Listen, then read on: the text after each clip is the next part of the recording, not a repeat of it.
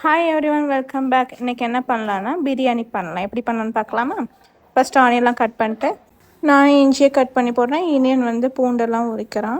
புதினா மல்லியெல்லாம் க்ளீன் பண்ணிவிட்டு அப்புறம் ஒரு ஜாரில் புதினா மல்லி, பச்சை மிளகா, பட்டை, கிராம்பு, ஏலக்காய், முந்திரி, வெங்காயம் எல்லாமே போட்டு மிக்சியில் அரைச்சிடணும்.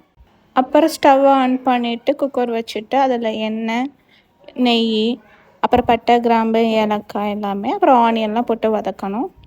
அதில் அப்புறம் நம்ம அரைச்சி வச்ச புதினா மல்லி அதெல்லாம் அந்த பேஸ்ட்லாம் போட்டுட்டு மிக்ஸ் பண்ணிவிட்டு கொஞ்சோண்டு புதினா அதில் போட்டணும். அதில் தேவையான அளவு சில்லி பவுடர், மல்லித்தூள், அப்புறம் கொஞ்சம் தக்காளி போட்டுட்டு நல்லா பச்சை ஸ்மெல் போகிற வரைக்கும் நல்லா வதக்கணும்.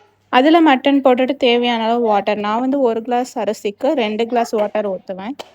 அப்புறம் அதில் அரிசி போட்டு கொஞ்சம் கொதிக்க விட்டுட்டு அந்த கொதிக்கிற டைமுக்குள்ளே நம்ம கொஞ்சம் சிக்கன் ரெடி பண்ணிடலாம். அது கொஞ்சோண்டு மசாலா போட்டு ரெடி பண்ணிட்டு நம்ம ஏர் ஃப்ரையரில் போட்டாச்சு.